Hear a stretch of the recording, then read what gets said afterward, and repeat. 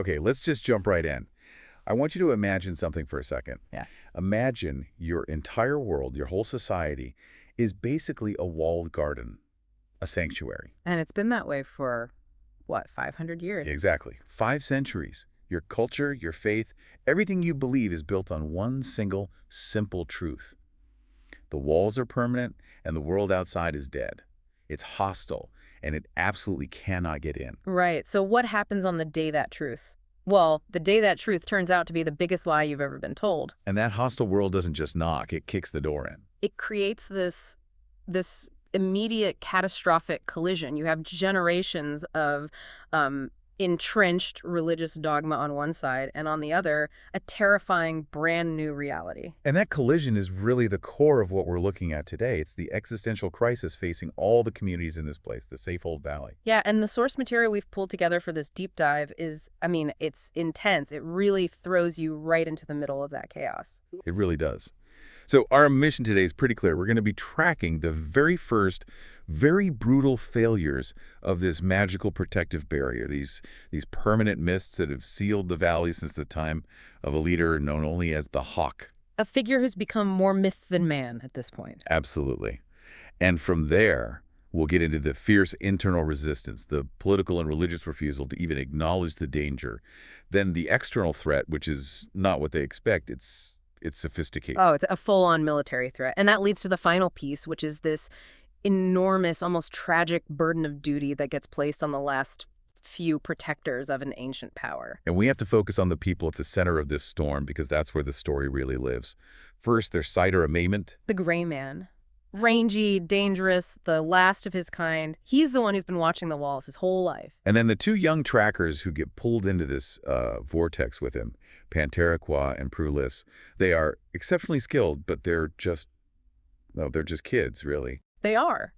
And they're suddenly at the center of a world that is becoming infinitely more dangerous than the one they were trained for. You know, what the sources really demonstrate here is how quickly actual skill, actual latent power, just completely outweighs political seniority when you're suddenly facing an apocalypse. Oh, absolutely. Dogma doesn't help you when a monster is at your throat. So let's start at the beginning.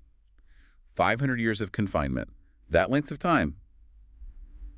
It's almost hard to wrap your head around. It's long enough to turn a practical safety measure into a sacred doctrine. It is. And you have to ask, what did that total, absolute isolation do to the Safehold and its people? Because it wasn't just one group of humans in there. Right. On the one hand, it did its job perfectly. It guaranteed their biological survival. It sheltered them completely from the great wars that were apparently tearing the rest of the world apart. But that safety had a price. A huge one. It led to cultural stagnation and, even more critically, deep fragmentation. The sources are really emphatic about this, all the different races. They were initially united by the simple fact that they were saved. They were brought into this beautiful, fertile valley together. But that unity didn't last. It completely dissolved. Over 5 centuries of peace and quiet with no outside enemy, they started to splinter. They turned on each other. Now, groups are openly hostile to anyone who's not like them. It's all driven by mistrust, by, different interpretations of their own history. A classic sociological pattern. The moment you remove the external threat, society starts looking inward for its enemies. Exactly, and that's made so much worse by how diverse the population is. So let's break down who is actually living inside this valley. Yeah, because it's far from a monolith. Not at all. First, you have men. And they are heavily influenced, if not completely controlled politically, by this one sect, the Children of the Hawk. The ones who turn the history into a religion. Precisely. Their belief system is the most rigid and, frankly, the most problematic dogma in the whole valley. For them, the barrier isn't just mist. It's a permanent, divinely ordained miracle. And it will only fall when the Hawk returns to lead them out. Yes. And this is the critical part. This belief is based on absolutely nothing but faith and repetition. There's no evidence, no text, just centuries of being told the same thing. And that makes them profoundly, dangerously resistant to any tangible proof of change. Even proof that's, covered in blood and viscera. Especially that. So their faith isn't just a comfort. It's the ultimate political tool to enforce the status quo. Because if that wall falls on its own, it invalidates their entire belief system. Their whole power structure collapses. It's a complete ideological feedback loop. If the wall fails, the children of the hawk lose all authority. It's an existential threat to them personally. Okay, so that's the men. Who else is in there? Then you have the elves. And they are culturally much older. The sources say they date back to a time of fairy and magic. Their city, Arborlawn, is the largest and oldest place in the valley. And they don't buy into the hawk religion. Not at all. They hold a fundamentally different view, which, of course, the children of the hawk consider heretical. The elves believe it's their ancient duty to, eventually, go back out and restore the world outside. So for them, the wall failing isn't a betrayal of faith. It's the opposite. It's terrifying, sure, but it's also a potential opportunity, a chance to finally fulfill this ancient mandate that they've been sitting on for 500 years. So you have an immediate, unavoidable ideological conflict right there. The dominant human faction wants to stay locked in forever, and the culturally powerful elves feel a duty to engage with the outside world. It's a powder keg. And that's before the first monster even shows up. And it gets even more complicated, right? There are other groups. Oh, yeah. This is where it gets really fragmented. You have the lizards and the spiders. They're only described as reclusive and deeply mistrustful. They survive by just keeping to themselves, avoiding men and elves. But there's a key piece of information about the lizards that comes out later. A vital nugget. We learn much, much later that the outside world doesn't call them lizards. They call them trolls. And that identity shift is huge. It tells you everything you need to know about the valley's isolation and its ignorance. They're still using this ancient kind of derogatory name, while outside, that same group has evolved. They've renamed themselves. They've become a power. So when the valley people finally meet a lizard from the outside, they're not going to be meeting some fringe, reclusive creature. No. They're going to be meeting the dominant military power of the wastelands, a race that has organized into tribes thousands strong. That shock, that realization of how little they know is a massive strategic advantage for the invaders. And on top of all that, there are other singular creatures, things without a group identity. Just remnants. The safehold was designed to preserve life, any life. But the side effect was that it preserved all these diverse, mutually suspicious populations. It completely lacks a unified social or military mindset. It's completely unprepared to survive being suddenly thrust back into a hostile world. And watching over this whole fragile, fractured reality is one man, Sider Ament, the gray man. He is the definition of the lonely vigil. He really is. The sources explain he's the last descendant of an ancient order, the Knights of the Word. They were protectors from before the safehold was even sealed. And his purpose is just singular. Unending. He constantly patrols the heights. He tracks the entire valley rim from peak to peak, escarpment to escarpment, always searching for an opening. Or, and this is a real test of his duty, an intrusion. The sources mention his bloodline as a mix of the different peoples, right? It is, which is symbolic in itself. He's got the blood of the mountain men, the nimble trackers, and even the lizard's hard way, which gives him this formidable, rangy physique. Though he doesn't have their armored skin, he is the physical embodiment of all the knowledge the valley has tried so hard to forget. Knowledge of the outside. Yeah. Of ancient conflicts. Of the simple, brutal need for eternal vigilance. And he knows. He feels it. The sources talk about his internal conviction, these dreams he's been having that told him 5 centuries of forever were about to end, and it was going to be on his watch. And that lonely, grinding reality of his duty gets validated in the most chilling way possible. Instantly. He doesn't see a giant hole in the mist. He senses it first, through this really nuanced piece of evidence. He finds fresh snow high on the rim, with an unmarked presence hidden underneath it. Meaning something passed through. Something heavy, something he doesn't recognize. And it came down into the valley from the heights maybe 2 or 3 days before he found the tracks. It's so subtle. It wasn't a visible collapse. It was a tiny, microscopic breach that only a master tracker, someone with his unique skills, could possibly detect. And it confirms his absolute worst fear. The protective wall, the shield that's defined their entire existence for half a millennium, is failing in his lifetime. But for him, that discovery is purely intellectual. It's an abstract horror. Until Panterra and Prue stumble onto the physical proof. Exactly. They find the brutal, undeniable consequences of that intrusion. Let's talk about them for a minute.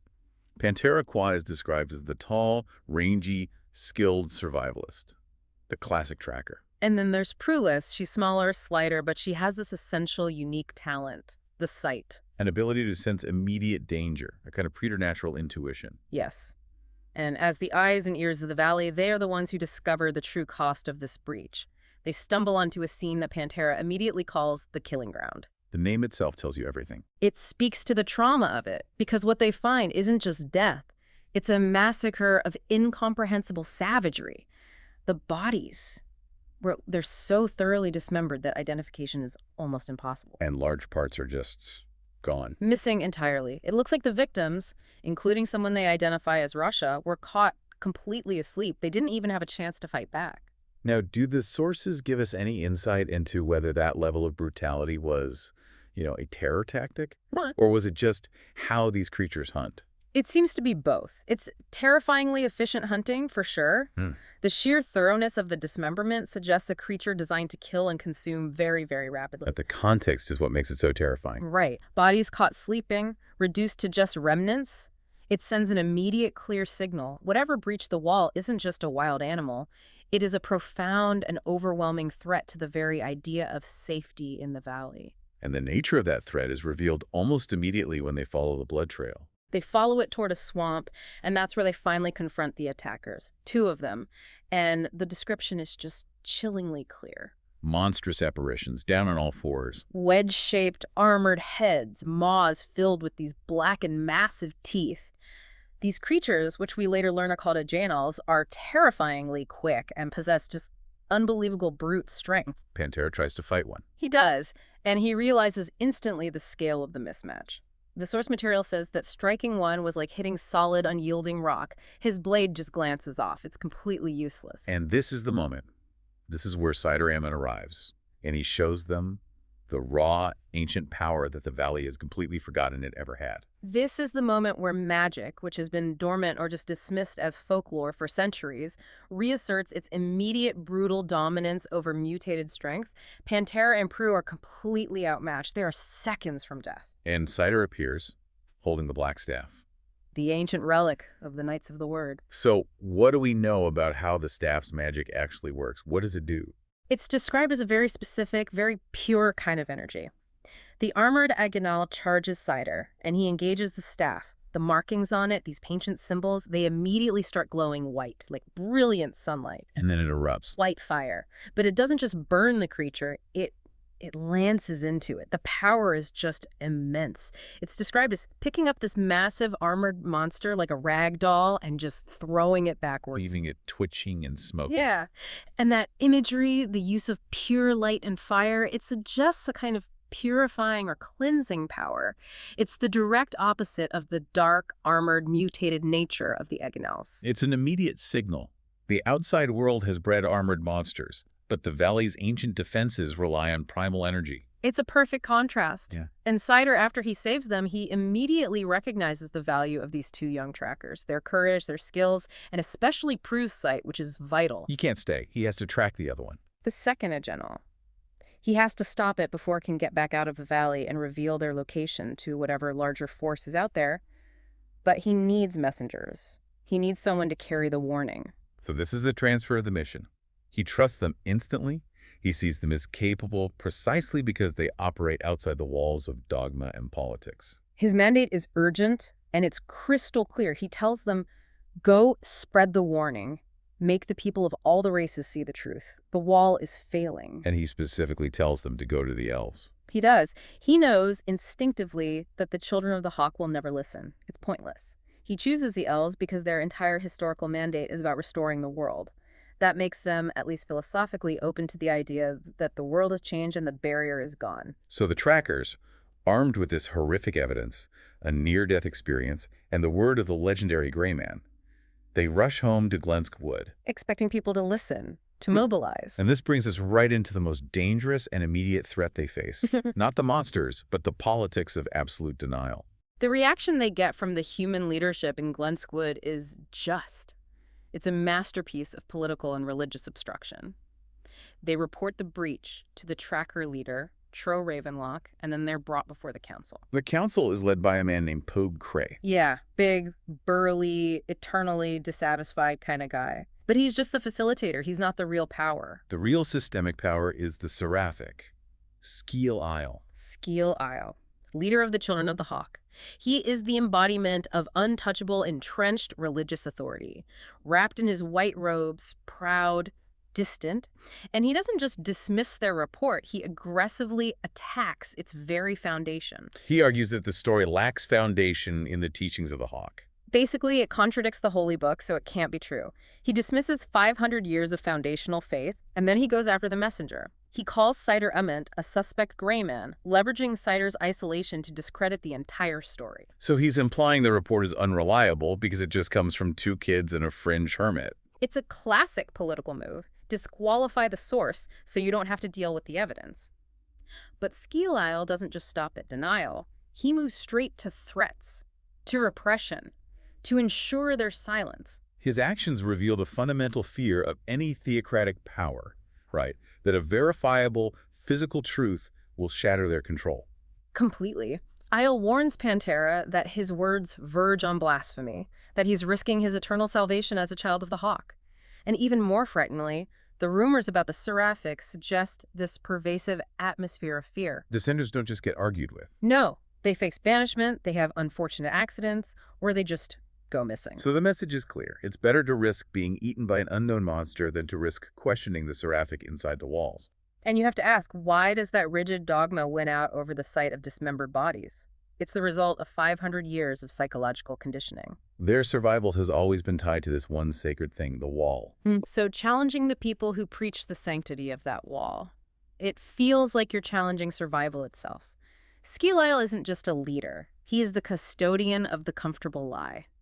And to accept the Agenals means accepting that everything they believed, every sermon, every certainty, was false.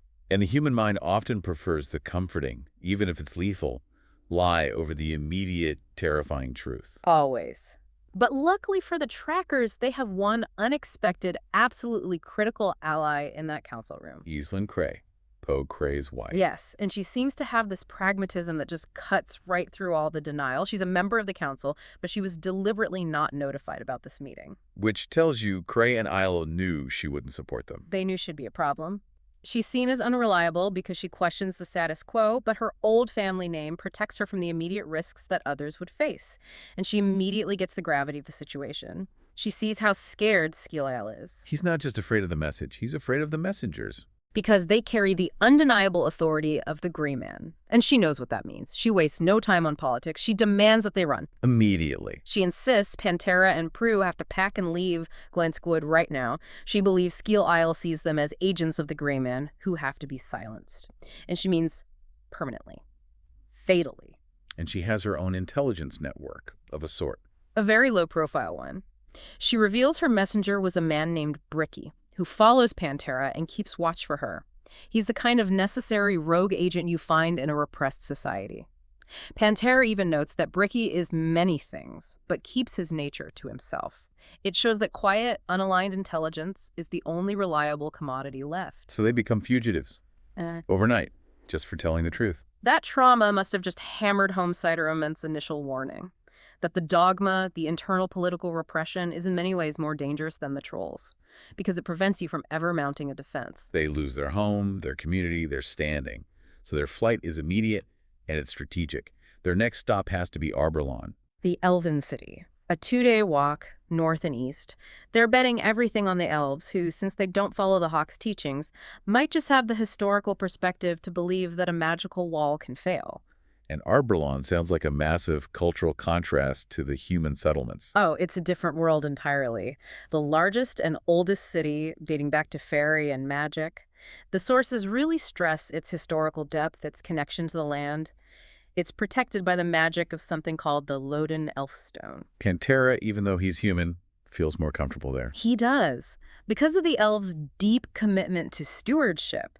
They care for the land, unlike the human approach, which is described as benign neglect. And Arborlawn doesn't even have external walls. The elves always relied on natural barriers and deep magic, not stone defenses. They find an audience there through the Aurelian brothers, Tasha and Tenerife. Cousins to the royal family, and they are the critical bridge to the elven leadership. They're important because they accept Panterra and Prue's mixed heritage. They see the elf blood in them. Yes, and they immediately grasp how serious the warning is, but, and this is a huge but, they have to explain to Panterra and Prue about the rot at the heart of the elven government. They can't just go to the king. And that rot, Centers around King Operian Amarantine and his new, very ambitious queen. The king, Operian, is portrayed as honorable but, well, politically naive Hmm. and compromised. He foolishly married a woman named Isolde. She started life as a simple baker's daughter, but she wields this terrifying ambition. She doesn't guide the king.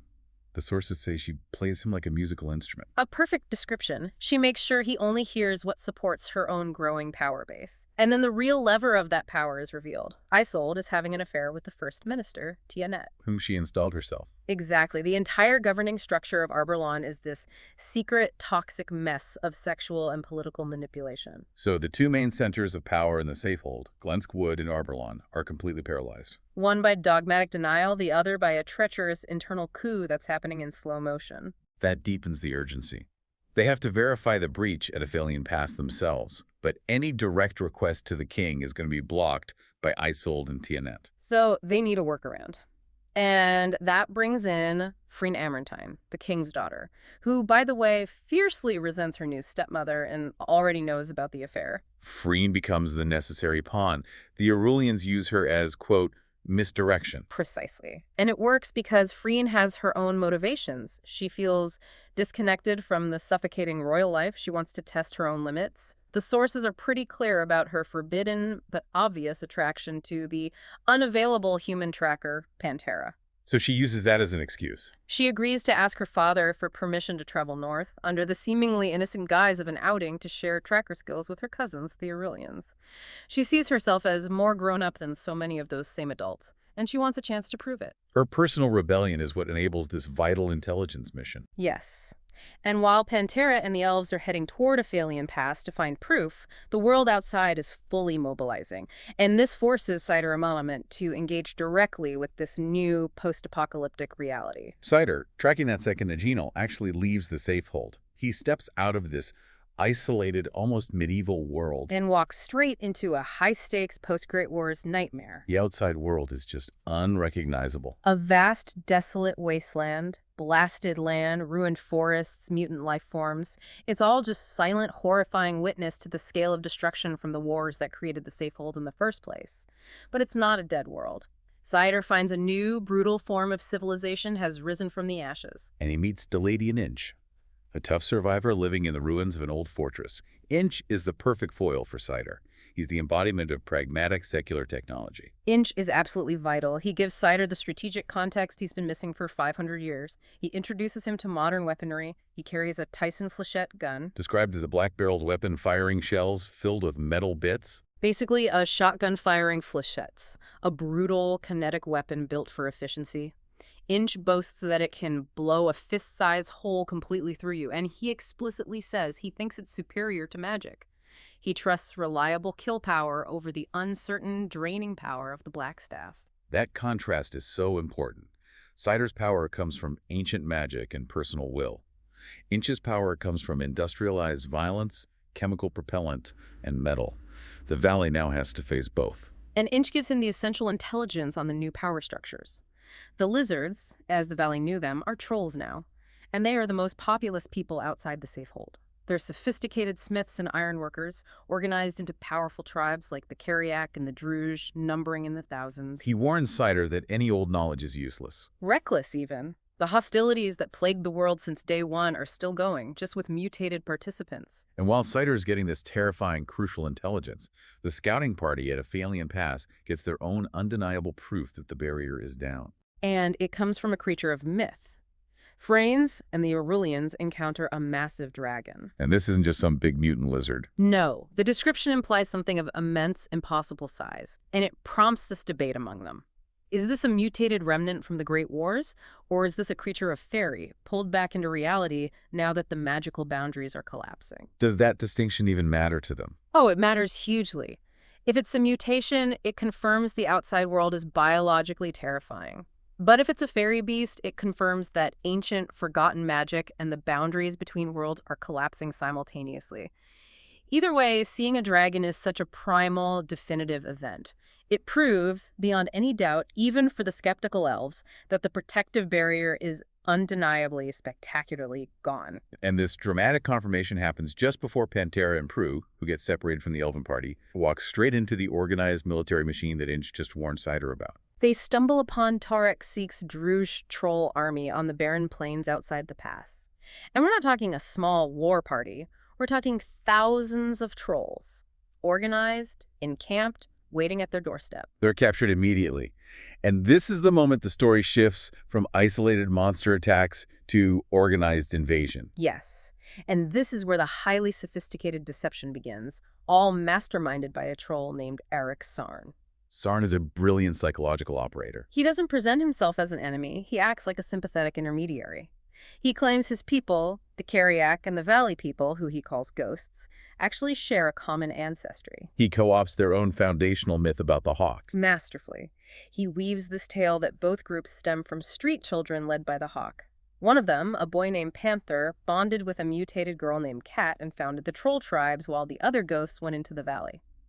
He's using their greatest cultural vulnerability, their dogma about the Hawk, to gain trust and intelligence. He's exploiting Panterra's understandable desire for a peaceful solution. Exactly. Panterra, trying to buy time, suggests a meeting with valley leaders, bluffing that their defenses are fortified. Sarn agrees. Panterra is released, but Prue is kept behind as insurance. Sarn goes with Panterra, supposedly to make sure he keeps his word. But Sider Ament later reveals the terrifying truth. Sarn is actually Ariksik. He's the oldest son of the Druj Maturin, Torek Sik. The peace talks are a total ruse. He used Panterra as a Trojan horse to get inside and scout the passes for a massive planned invasion. The most dangerous asset of the entire Druj army is now inside the valley. The invasion is no longer a possibility, it's imminent. And while this is happening, the elven political structure back in Arborlon completely implodes. The third front of this crisis opens up. Political assassination. Frine, after seeing the dragon, goes to see her grandmother. Mistral Belarus. She's a member of the family who were the original bearers of the elf stones. She is the link to the elves' discarded magical heritage. And she confirms the threat. She confirms the troll threat and Frine's own unexpected destiny. She explains the history of the Loden elf stones, this ancient power once used by a relative, Kirzin Belarus, to fight actual demons. But the elves, believing the valley was safe forever, just neglected them. They abandoned the stones, convinced that magic was unnecessary in their safe, static world. So they voluntarily shelved their ultimate weapon because of complacency. A catastrophic strategic error. But Mistral decides it's time to reactivate that legacy. She uses the elf stones, and she shows Frine a vision of Panterra Quai fortifying a place called Declan Reach. It's a clear, magical call to action. But the personal political crisis moves faster than the magical destiny. So much faster. The internal conspiracy strikes with lethal precision. While Frine is away in the mountains, Queen Isolde and First Minister Tianet murder King Operion in the palace. It's not just a murder, it's a calculated coup. A perfect, cold-blooded frame-up. They use Frine's own dagger and her previous angry outbursts against Isolde as plausible cover for patricide. And Isolde seizes power immediately. No mourning, no formal succession. She just declares herself the new authority with that chilling line. The king is dead, friend. Long live the queen. So now the valley is facing an external invasion, a fragmented defense paralyzed by denial, and a hostile political coup in its most powerful city. There is no reliable leadership left anywhere. None. The pace of these events is just overwhelming. Which brings us back to Sider Ament. He realizes Eric Sik's deception. He knows he has to stop the spy, but first he has to rescue Prue. The witness and his necessary ally. He knows Eric Seek will report back and the invasion will begin, so he needs to buy time. He has to break his promise to Inch, who vowed he'd never fight in a war again, and recruits him for an incredibly dangerous infiltration of the Druj camp. Let's spend a minute on Inch's raid, because it is the ultimate showcase of technology versus sheer numbers. It's such a sharp contrast to Sider's magic. The raid is a tactical masterpiece. Inch uses all his gear. The flechette gun, a special 12-shot flange automatic handgun, explosives, and his silent, solar-powered ATV. He infiltrates the camp under the perfect cover of a dark, rainy night. And his first move is pragmatic. Create chaos. He sets a supply tent on fire as a major distraction, then moves fast, using overwhelming kinetic power. But when he finds Prue, the trolls reveal a counter-technology of their own. He finds Prue, who sensed him coming with her sight, strapped to a seat in what's left of his ATV. And the crawler wasn't just damaged. Inch realizes it was cut into pieces by some unseen corrosive force. The source suggests acid.